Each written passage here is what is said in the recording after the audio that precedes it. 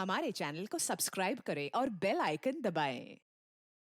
मैं हूं दयानंद शेट्टी और आप मुझे इंस्पेक्टर दया के नाम से जानते हैं।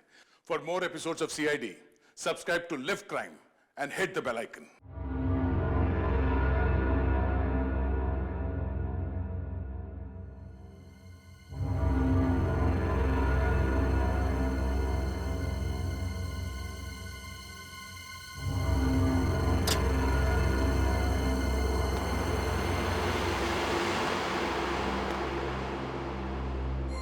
मेम साहब जब मैके चली जाती है तो कुमार साहब बिल्कुल आलसी हो जाते हैं। ना तो अखबार उठाया ना दूध उठाया।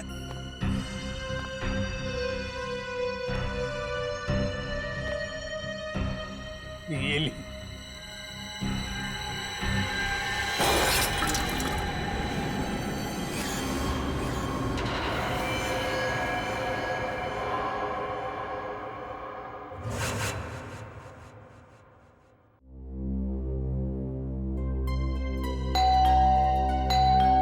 कौन है?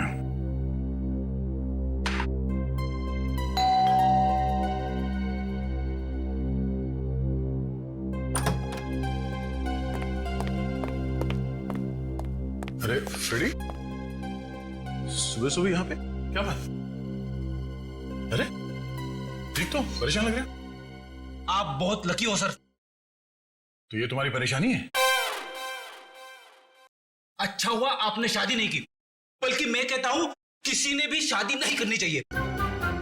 ओह, तो लड्डू खा के पछता रहे हो आप?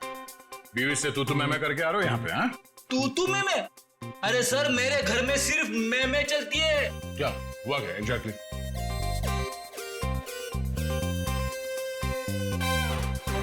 कैसी दिखती है मेरी बॉडी? एकदम फिट लगता हूं कि नहीं? हाँ हाँ, बिल्कुल फिट है। मगर मेरी पत्नी मुझे फैट कहती है। ओह, अब फिट और फैट के बीच में अंतर है कि नहीं? बिल्कुल। मगर उसे कौन समझाएगा? कल रात को मैं खटिया पे सोने गया तो खटिया टूट गई। हाँ, इसमें मैं क्या करूं? खटिया पुरानी थी। कहने लगी तुम्हारा वेट बढ़ गया है।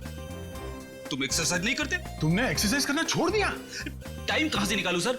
दिन में सीआईडी की ड्यूटी, शाम को वाइफ की ड्यूटी।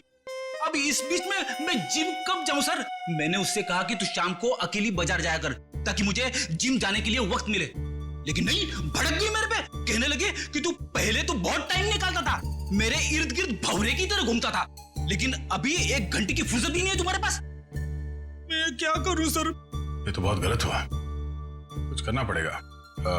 एक काम करते हैं, भाभी को फोन लगा के बात करता हूं मैं उनसे। अरे नहीं सर। क्या हुआ? मरवा दोगे? क्यों? अगर उसे पता चला ना कि मैं कंप्लेंट लेकर आपके पास आया हूं तो वो मायके चली जाएगी घर की चाबी लेकर, और फिर मुझे आपके घर में ही रहना पड़ेगा। ओह, मतलब मामला सीरियस है, रिस्क नहीं ले सकते हैं। क्या करेंगे? सिवाय अफसोस के मैं तो कुछ नहीं कर सकता। मेरे पास एक उपाय है। क्या? भाभी को लगता है कि तुम फैट हो, फिट नहीं हो, है ना? तो तुम फिट हो जाओ। कैसे? एक्सरसाइज करके। और ऐसी एक्सरसाइज बताऊंगा जो तुम ऑफिस में बैठे बैठे भी कर सकते हो। मगर हाँ, जब फुर्सत मिले तभी करना। नहीं तो इसी भी आपको पता चल गया ना तो तुम्हें नौकरी से निकाल देंगे। अरे, है ना? एक मिनट। हाँ, हेलो, क्या? कहां पे?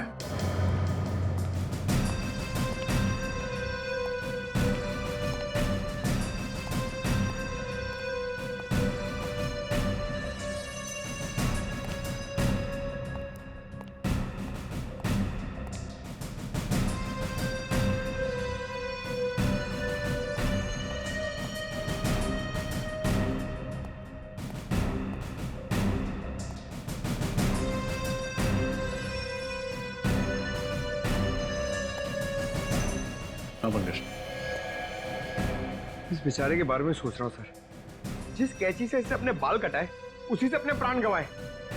सर, मुझे तो बाल कटाने में डर लग रहा है। सर, एक और एक बात है, यहाँ पे इसके गले पे पाउडर जैसा कुछ लगा हुआ है।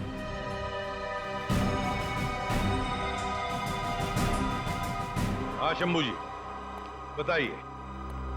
क्या हुआ यहाँ पर? क्या देखा आपने? साहब रोज मॉर्निंग वॉक पे जाया करते थे और आते वक्त हमेशा दरवाजे पे लगा हुआ अखबार उठा लेते थे। आज सुबह जब मैं काम पर आया तो मैंने देखा अखबार वैसे ही दरवाजे पे लगा हुआ है। तो मैंने सोचा कि साहब सो रहे होंगे, तो मैं फिर उनके लिए चाय बनाकर जब उनके रूम में जाने लगा तो मैंने देखा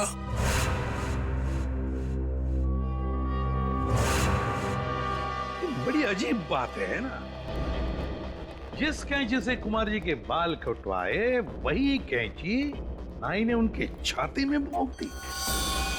ऐसा क्या हुआ होगा दोनों के बीच में जो नाई ने कुमार जी को ऐसा मार डाला?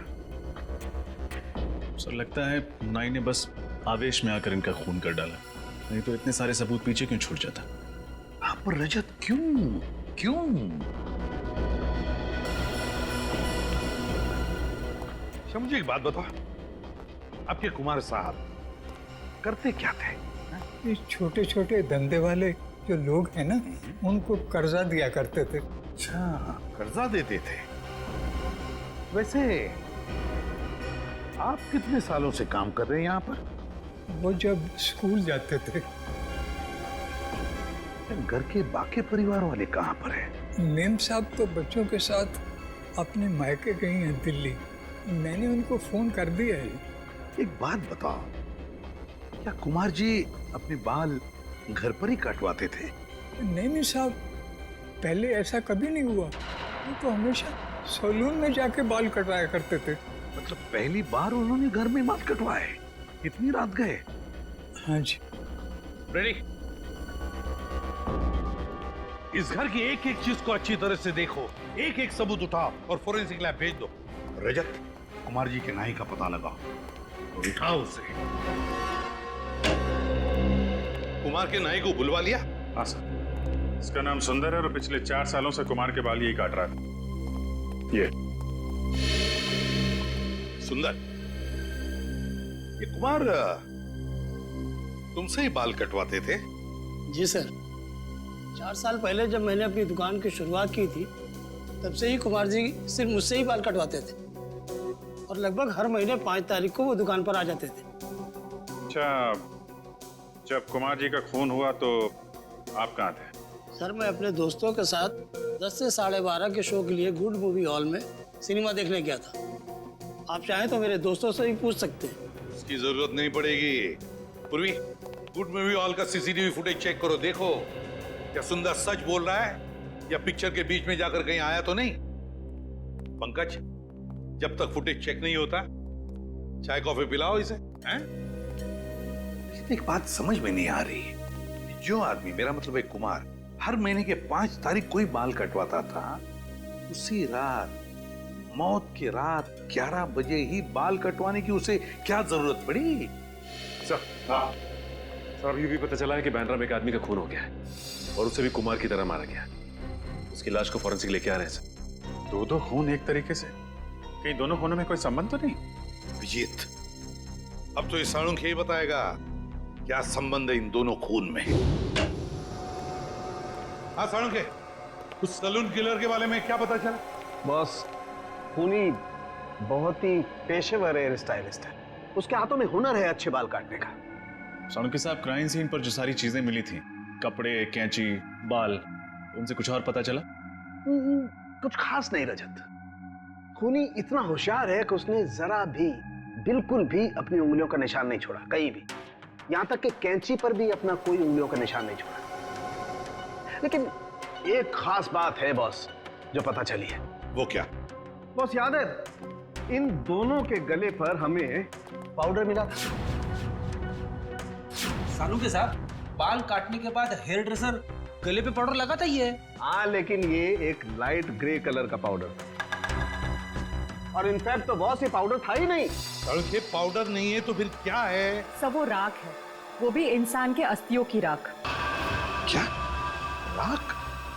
इंसान की अस्थियों की राख? हाँ बॉस, और 2 अलग अलग आदमियों की राख। और उस राख का डीएनए करने से पता चला कि जिन लोगों की राख है वो आपस में रिश्तेदार हैं। दोनों आदमी थे, इसलिए रिश्ते में वो दोनों या तो भाई भाई थे या फिर बाप बेटा। भाई भाई या बाप बेटे, मतलब ये खूनी जिस कैंची से बाल काटता है उसी कैंची से खून करता है उन लोगों का, और फिर उनके गले पर इंसान की अस्थि की राख लगाता है। बड़ी अजीब बात है ये। हेलो, क्या? कहां हुआ ये? उसके हाथ में बंदूक थी, कैंची थी। अब वहीं रुकिए, हमें भी पहुंचता है। क्या हुआ सर? कहीं कोई ऐसी लाश तो नहीं मिली? अभी तक तो नहीं सर। हाँ, एक औरत का फोन था, किसी आदमी ने पार्किंग लॉट से उसके हस्बैंड को अगवा कर लिया। उसके हाथों में कैंची थी। अगवा करने वाले के हाथ में कैंची थी? कैंची? तो फिर रजत यही है, ये कैंची वाला हमारा खूनी, यही है ये हेयर स्टाइलिस्ट, सलून किलर।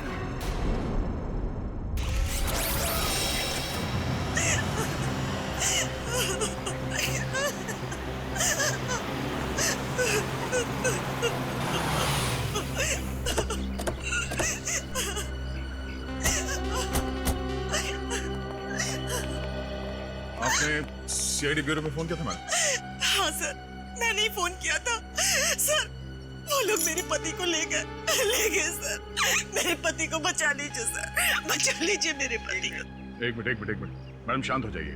आप ठीक से बताइए हुआ क्या, कौन ले गया आपके पति को? मुझे नहीं पता सर, मैंने उसे पहली बार देखा था। उसने अपने मुंह पर रुमाल बांध रखा था। मेरे पति जैसे ही गाड़ी से निकले, पता नहीं कहां से वो सामने आ गया और मेरे पति के मुंह पर रुमाल रखकर उन्हें बेहोश कर दिया। मैंने उन्हें बचाने की कोशिश भी की सर, लेकिन उस आदमी के हाथ में कैंची थी। ये देखिए सर, उसने मुझ पर भी वार किया, सो मैं डर गई और उसने मेरे बेहोश पति को गाड़ी में बिठाकर पता नहीं कहाँ ले गया।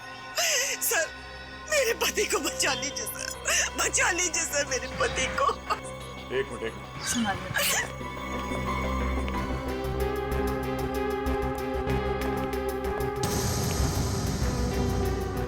सर, यहाँ पे एक रुमाल पड़ा हुआ है।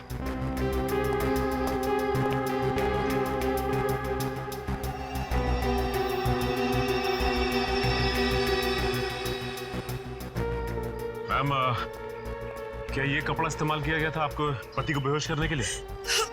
हाँ सर, ये वही कपड़ा है। सर, क्लोरोफॉर्म का इस्तेमाल किया।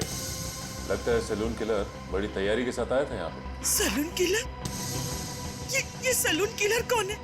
इसका मतलब वो मेरे पति को भी मार डालेगा। देखिए प्लीज, आप चिंता मत कीजिए। उससे पहले कि वो आपके पति तक पहुंचे, हम उसे ढूंढ निकालेंगे। देखिए मैडम, आप ये बताइए कि जब वो लोग आपके पति को गाड़ी में डालकर ले गए तो आपने उस गाड़ी का नंबर देखा, कुछ याद है आपको?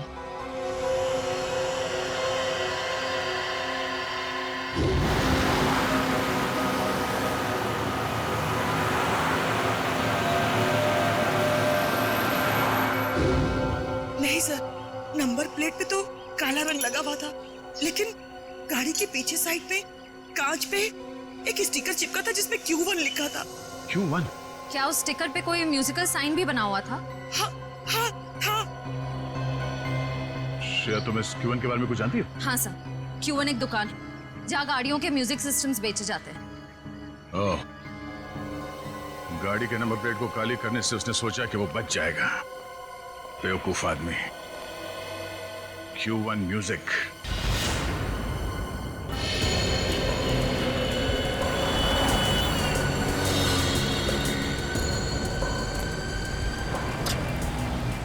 ठीक है,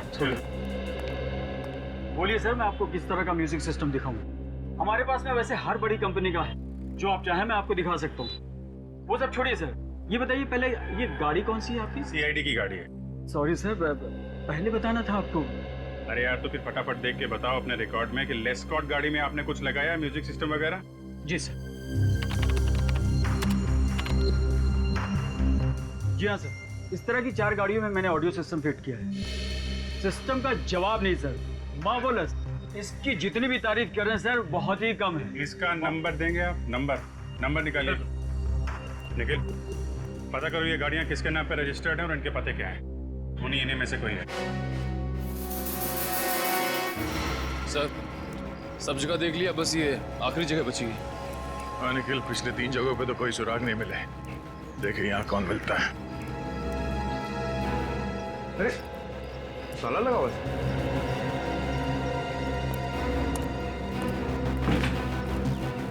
क्या बात है सर? हम लोग सीआईडी से हैं। हमें मिस्टर सुमुख से मिलना है। उनके नाम पे गाड़ी रजिस्टर्ड है XY35 MT645। घर पे नहीं है क्या वो? साहब, मैंने सुना था कि वो 2 महीने पहले ही मर गया था। क्या? सुमुख 2 महीने पहले मर चुका है? जी साहब। और आपको? सर, मेरा नाम सनी है। सर, मैं इसी खुली में रहता हूँ। सर, मैंने सुना था कि दोनों बाप बेटे ने आत्महत्या कर ली थी। बेचारे दोनों इसी खोली में जल के मर गए थे। ये सब कैसे हुआ? आप लोगों ने बचाने की कोशिश नहीं की? वो सब कुछ आधी रात को हुआ ना, तो किसी को पता ही नहीं चला। मैंने भी कोई आवाज नहीं सुनी। आप साहब, मेरा नाम कांता है। मैं बाजू वाली खोली में रहती हूँ। अच्छा, ये सुमुख की जो गाड़ी है वो कहाँ है? गाड़ी? क्या सुमुख के पास गाड़ी थी? साहब, हमने तो कभी नहीं देखी। और सुमुख तो चल ही नहीं पाता था साहब, तो गाड़ी कैसे चलाता? सुमुख चल नहीं पाता था? जी नहीं। मधुसूदन को जिस गाड़ी में किडनैप किया गया वो गाड़ी सुमुख के नाम पर रजिस्टर्ड है और सुमुख चल नहीं सकता था। ये क्या राज है तो दरवाजा खोलने के बाद ही पता चलेगा।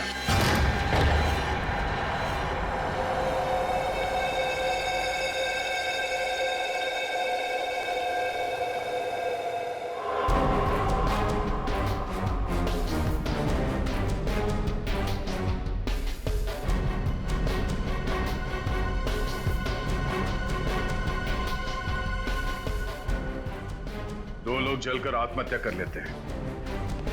जब तक दोनों जलकर पूरी तरह से राख नहीं हो जाते, यहाँ पड़ोसियों को कुछ पता तक नहीं चलता। बड़ी अजीब बात है। मतलब सर, आपको शक है कि सुमुख और उसके पिता ने आत्महत्या नहीं की, उन दोनों को किसी ने जला के मारा और अब कोई उनकी मौत का बदला ले रहा है? हाँ, और वो आदमी सुमुख का कोई करीबी दोस्त हो सकता है या फिर उसके पिता का कोई करीबी रिश्तेदार। लेकिन एक बात है। वो कैसे? डॉक्टर सालुंके ने हमें बताया था कि मिस्टर कुमार के गले पे जो राख मिली थी वो 2 अलग-अलग लोगों के थे और दोनों रिश्तेदार थे। तो हो सकता है कि दोनों बाप बेटे हो। सर, इसका मतलब वो राख सुमुख और उसके पिता की है? हाँ, मुझे शक तो है, पर कंफर्म करना बहुत जरूरी है। एक काम करो, डीएनए टेस्ट के लिए उनके बाल उठा लो यहाँ से और बाथरूम से टूथब्रश और घर की अच्छी तरह से तलाशी लो। देखो कुछ मिलता है।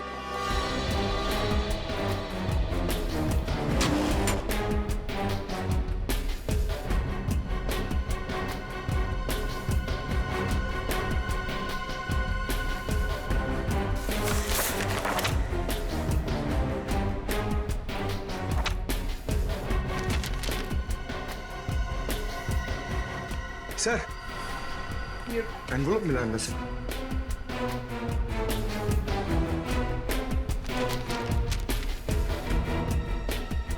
ये तो लोन एप्लीकेशन है। Golden finance loan application form. Golden finance private finance company है, कोई बैंक नहीं है।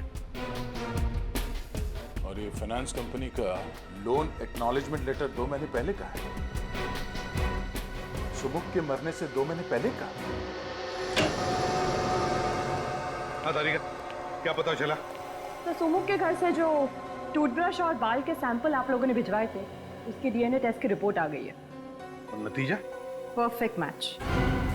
दोनों लाशों के गले पे पाई गई राख सुमुख और उसके पिताजी की ही है। ओह, मतलब मेरा शक सही निकला। कोई तो है जो सुमुख और उसके पिता की मौत का बदला लेना चाहता है। लेकिन सर, ये समझ में नहीं आता कि मिस्टर पार्थ और मिस्टर कुमार को मारने से पहले उन्हीं ने उनके बाल क्यों काटे?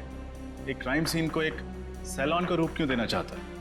सबसे पहले हमें यह पता लगाना चाहिए कि ऐसे कौन करीबी लोग हैं सुमुख और उसके पिताजी के जो उनकी मौत का बदला लेना चाहते हैं। और फिर इन दोनों ने आत्महत्या ही क्यों की? सर ऐसा भी तो हो सकता है कि किसी ने उन दोनों को मार डाला हो और आत्महत्या दिखा रहा हो। और सर मिस्टर पार्थ और मिस्टर कुमार को खूनी ने उनके घर में ही मारा, लेकिन मिस्टर मधुसूदन को उसने अगवा कर लिया। जानबूझकर? हो सकता है मधुसूदन को किसी खास जगह ले जाकर के मारना चाहता हो। आद्या, अच्छा, गोल्डन फाइनेंस कंपनी के, ठीक है। सुमुख ने मरने से पहले गोल्डन फाइनेंस कंपनी से लोन लेना चाहा था। Golden Finance company.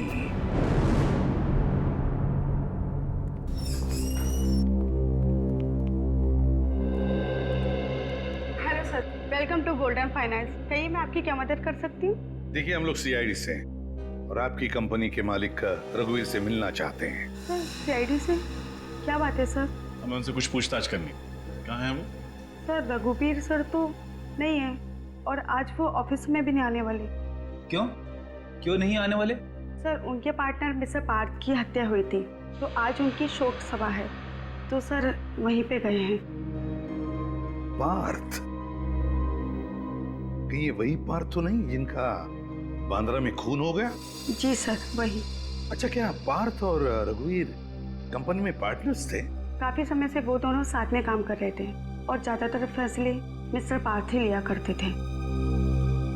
Thank you very much. Okay sir.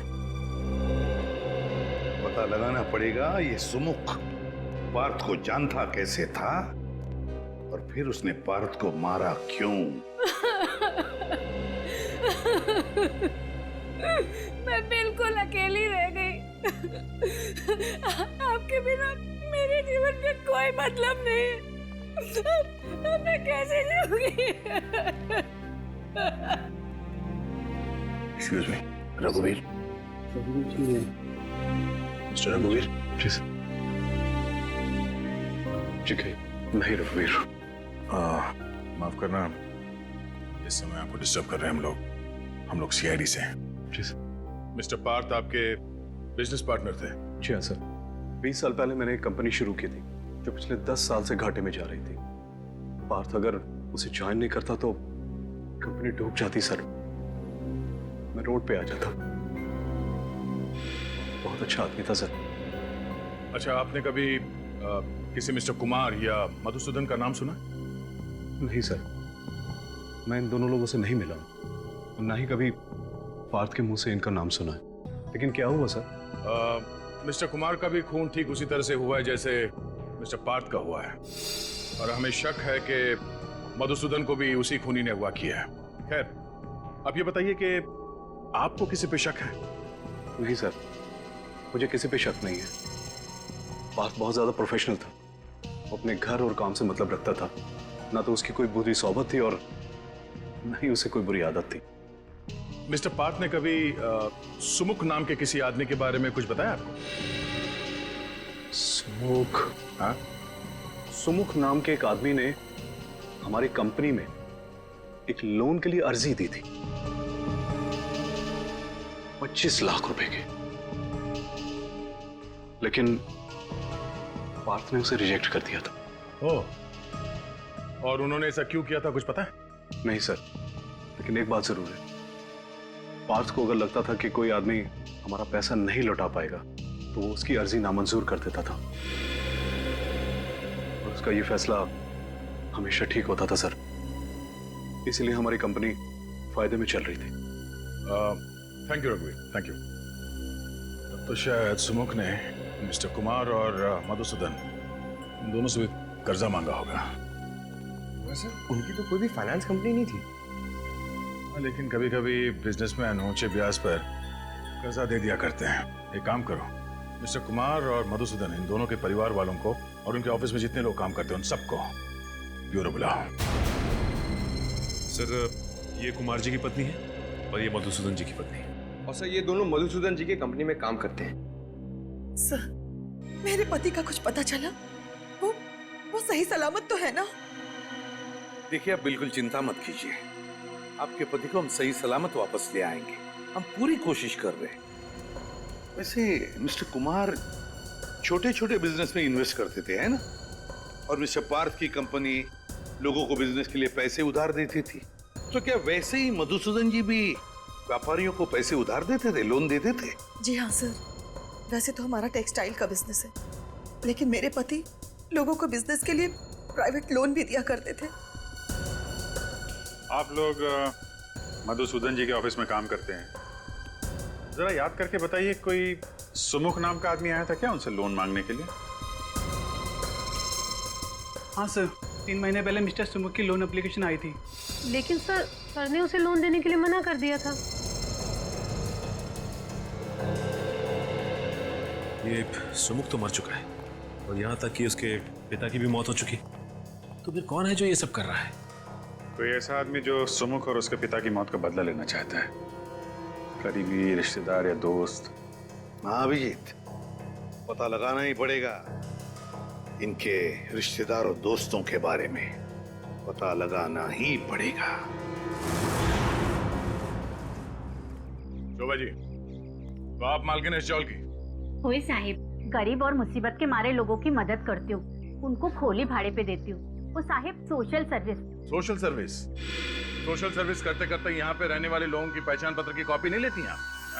Ration card वगैरह कुछ नहीं मिला हमें यहाँ से, जिससे सुमुख और उसके पिताजी के बारे में कोई जानकारी मिल सके? अरे साहिब, सब गरीब लोगों के पास किधर होता है पहचान पत्र? आपके पास उनका कोई फोटोग्राफ है? नहीं साहिब, सुमुख और उसके पिताजी 4 महीने पहले आए थे। साहिब, उसका लड़का विकलांग था, ठीक से चल भी नहीं पाता था। मैंने तो उसको खोली देके उसकी मदद की। साहिब, वो बाप बेटा दोनों जलकर मर गए। अरे उसके बाद पुलिस का कितना लफड़ा झेला मैंने। अच्छा, आप लोग यहीं पे रहते हैं? किसी को तो इस खोली में आते जाते देखा होगा? नहीं। और आपने? सर मैं तो यहाँ 3 महीने पहले ही रहने आया हूँ। मुझे तो कुछ भी मालूम नहीं है। साहिब, ये सच बोलता है, ये तो अभी रहने को आया है। वो दोनों बाप बेटा ना किसी से बात नहीं करते थे, कोई रिश्तेदार दोस्त कोई उनको मिलने नहीं आता था। अच्छा, आप लोगों ने कभी उन्हें बात करते हुए सुना या फिर किसी का नाम का जिक्र करते हुए सुना?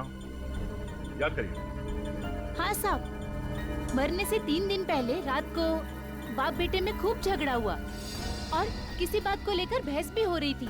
कैसी बहस? वो सुमुख अपने पिताजी को किसी कागज पे साइन करने के लिए कह रहा था और उसके पिताजी चिल्ला चिल्ला कर कह रहे थे कि मैं कोई साइन नहीं करूंगा। सर शायद सुमुख अपने पिताजी से किसी लोन के कागजात पे साइन करने के लिए कह रहा हो, गारंटर के तौर पर, या किसी चीज को गिरवी रखे और उसके पिताजी मना करें इस बात के लिए। हो सकता नहीं, पर अब भी सवाल वही है कि आखिर वो कौन है जो सुमुख और उसके पिताजी की दर्दनाक मौत का बदला लेना चाहता है?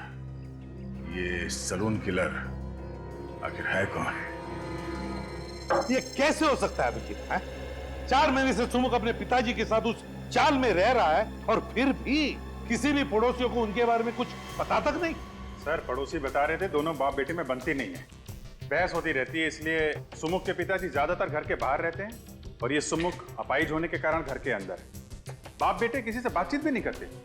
सर बाप बेटे के आपसी झगड़े से किसी का क्या लेना था? और कोई इन्हें जला के क्यों मारेगा? और फिर खूनी ने मधुसूदन को क्यों किडनैप किया? और अगर किडनैप किया भी है तो छुपा के कहां रखा होगा? हेलो जी हाँ, कहाँ पे? Okay, thank you very much. Sir, जिस कार में मधुसूदन को किडनैप किया गया था उसका पता चल गया है। अभी थोड़ी देर पहले उसे गोमती नगर चाल के पास पाया गया है। तो फिर अभिजीत, मधुसूदन को भी वहीं पे छुपा के रखा गया है। गोमती नगर, गोमती नगर।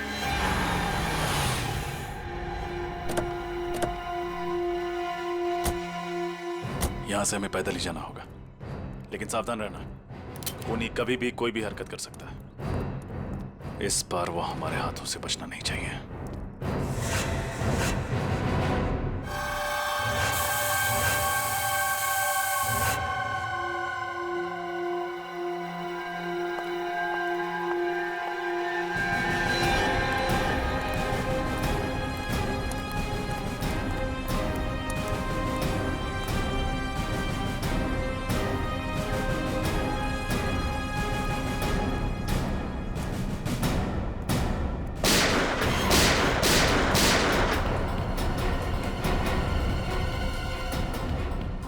पंकज, तुम में से किसी ने गोली चलाई? नहीं सर, मैंने तो गोली नहीं चलाई। नहीं सर, मैंने नहीं चलाई। तब तो ये जरूर उसे खूनी का काम होगा। जिस दिशा से गोली की आवाज आई है उधर आ जाओ।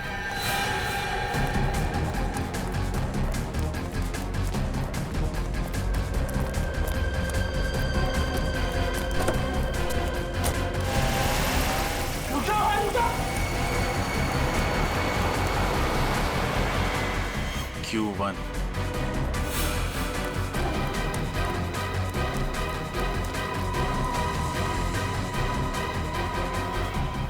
रेडी, जिंदा है, इसे संभालो। आओ पंकज।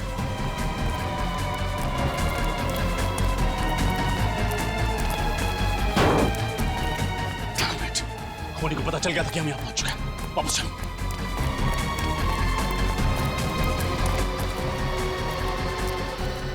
सुनो, अपनी आंखें खुली रखने की कोशिश कर।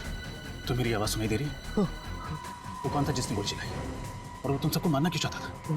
वो हमारे बॉस को भी ले गया। बॉस? क्या नाम है तुम्हारे बॉस का? लकी, लकी नाम है वो। लकी? और ये सब कौन है? ये सब भागे सारे हमारे साथी। एक खूनी एक गुंडे को क्यों अगवा करेगा? सुनो, इसने मुजरिम को देखा है। हर हाल में इसका बचना जरूरी है। हॉस्पिटल ले जाओ इसे। चलो आओ,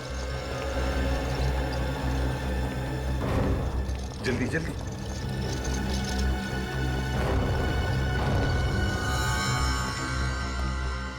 आप लोग यहीं ठहरिए, इसका ऑपरेशन करना होगा। देखिए डॉक्टर साहब, इस आदमी के बयान पर 2 लोगों की जान दांव पर लगी है। 2 लोगों की जान?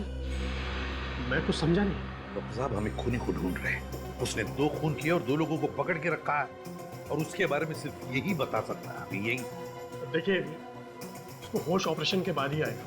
वो बहुत बह चुका है। मैं आपसे कोई वादा नहीं कर सकता। हाँ, मैं अपनी तरफ से पूरी कोशिश करूंगा। कोई तो रास्ता होगा जिससे थोड़ी देर के लिए तो होश में आ सकता है। प्लीज डॉक्टर साहब, ऑपरेशन में वक्त लगेगा और इसे होश में पता नहीं कब आएगा। उन 2 लोगों की जान बचाने के लिए 1-1 मिनट कीमती है। अगर ऐसा है तो एक रास्ता है, हम इसे होश में ला सकते हैं। क्या?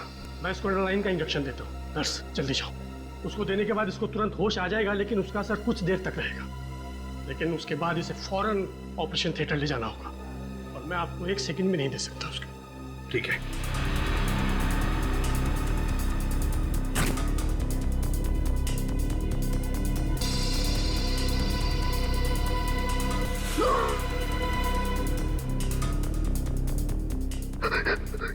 क्या हुआ? मैं कहाँ हूँ? चौल में किसी ने तुम पर गोली चलाई थी। कौन था वो आदमी? सुमुख का भूत लकी भाई को उठा ले गया। सुमुख का भूत? हाँ, लकी भाई ने उसे मार दिया था। अब वापस आ गया। ये बेहोश हो गया है, इसको ऑपरेशन के लिए ले जाना होगा। चलो।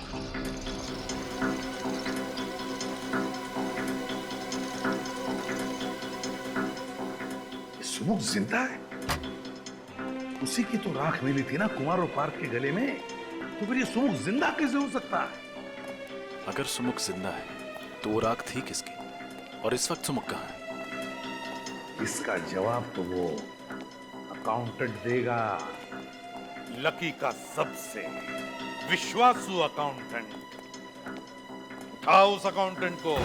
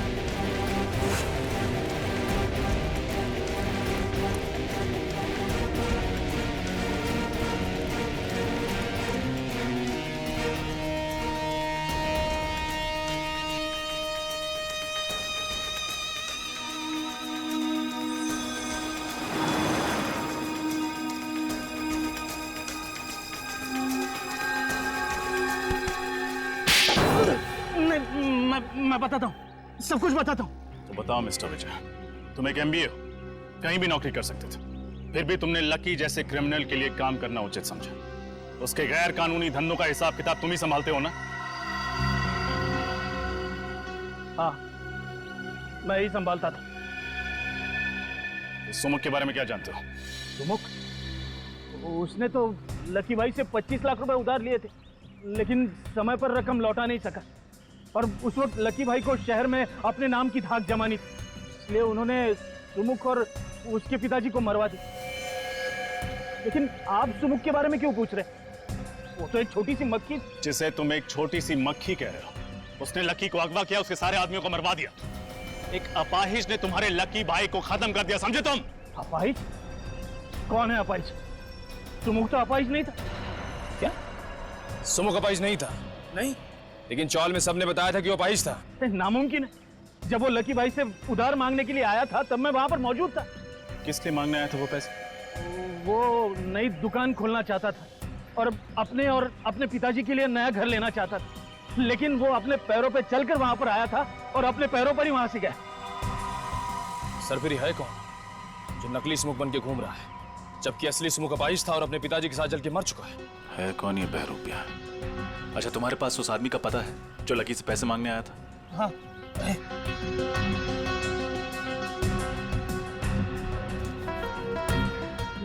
मांडवा गली खोली नंबर 4। मांडवा गली खोली नंबर 4? ये तो वही चौल है जहां पे हम लोग जाके आ चुके हैं। ये वही जगह है जहां लकी ने अपने गुंडों को भेजा था सुमुख और उसके पिताजी को जला के मार डालने के लिए। एक मिनट, मेरे पास उस नई जगह का भी पता है। सुमुख ने दुकान बनाने के लिए इस जगह को भाड़े पे लिया था। 12 मयूर चौक, नविहार लेन। नविहार लेन, उसकी दुकान चलते हैं। बहुत कर ली उसने दुकानदारी। तुम पागल हो गए हो क्या? ये क्या बेवकूफी है? देखो मुझे जाने दो, मैंने तुम्हारी मदद की है और तुमने मुझे जबरदस्ती बांध के रखा हुआ है।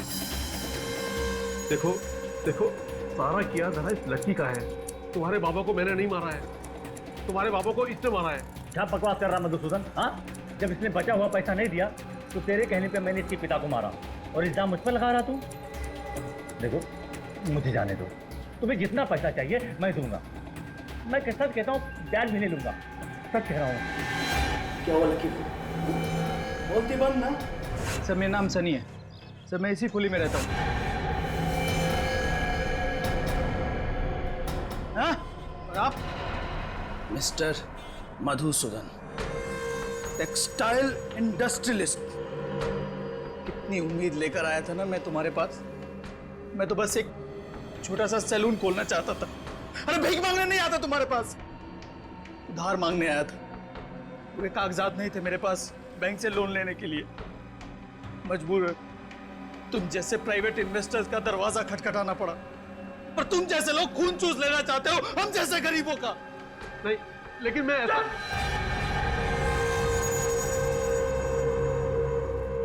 लकी भाई, एक किस्त देने में देर कर देने पर कोई किसी के बाबा और उसके निर्दोष बेटे को चलाकर मार सकता है क्या?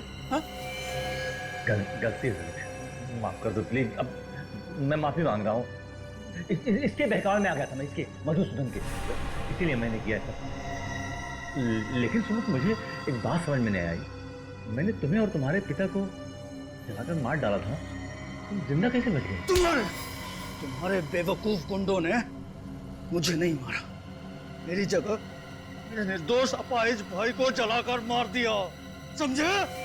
क्या तुम्हारा छोटा भाई भी था? मेरा छोटा भाई भी था, वो चल नहीं सकता था।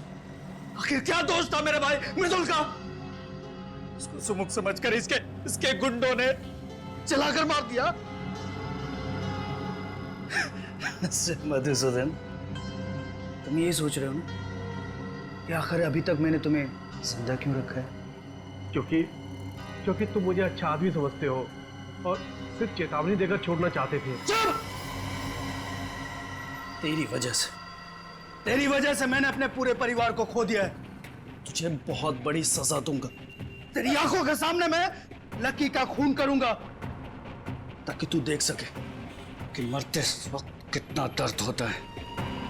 उसके बाद मैं तुझे मारूंगा ऐसे ही, ताकि तू एक बार नहीं बार बार मर सके बार बार मर सके। तुम ऐसा नहीं कर सकते लकी, तुम कुछ करो। हाँ मधुसूदन, मैं करता हूँ तुम्हारे अपने लिए कुछ। हाँ देखो प्लीज मुझे छोड़ दो please please please. Sumukh, CID, आप लोगों को इस जगह के बारे में किसने बताया? लकी के अकाउंटेंट। और तुम्हारा खेल खत्म। माफ कर दीजिए सर, मैं ऐसा नहीं था सर। बदले की आग में मैं अंधा हो गया था। मैं तो एक सीधी सादी जिंदगी जीना चाहता था। मैं एक हेयर स्टाइलिस्ट बनना चाहता था, लेकिन मेरे बाबा स्कूल टीचर थे। उन्हें मेरा ये बाल काटने का काम पसंद नहीं था, लेकिन मैंने भी ठान ली थी कि मैं हेयर स्टाइलिस्ट बनूंगा। जब मैंने एक सैलून में नौकरी करना शुरू किया, मेरे बाबा ने मुझसे रिश्ता ही तोड़ लिया था। और तुम्हारे पिताजी शोभा जी की चौल में चले गए रहने के, और तुम भी उनके पीछे पीछे वहां चले गए और उसी चौल में रहने लगे। हाँ सर, जैसे ही मुझे पता चला कि बाबा और मृदुल वहां रहने लगे तो मैं भी वहां शिफ्ट हो गया। लेकिन मेरे बाबा तो मुझसे गुस्सा थे। उन्होंने चौल में किसी को नहीं बताया कि मैं उनका बेटा हूं, पर मैंने भी ठान ली थी कि अपना खुद का एक सैलून खोलूंगा और बाबा को साबित कर दूंगा कि एक हेयर स्टाइलिस्ट बन के भी एक इंसान कामयाब हो सकता है, उसे इज्जत मिल सकती है। और इसीलिए तुमने लोन लेने के बारे में सोचा? हाँ हाँ सर, पर फिर भी मुझे बैंक से लोन नहीं मिल पाया। एक बार मैंने कोशिश भी की, बाबा को गारंटर के तौर पर लोन के कागजात पर साइन कराने के लिए कहा, लेकिन मेरी उनसे बहस हो गई। ये बात कांता ताई ने भी सुनी थी। पार्थ और कुमार, उन लोगों ने भी मुझे कर्जा देने से मना कर दिया था सर। और आखिर में सलून खोलने के लिए तुमने लकी से पैसे उधार लिए, क्यों? हाँ सर, और मेरा सैलून ठीक ठाक चलने भी लगा था। बस एक किस्त देने में देर कर दी थी। लकी ने अपने गुंडे बेचकर मेरे बाबा और मेरे छोटे अपाहिज भाई को जलाकर मार दिया था।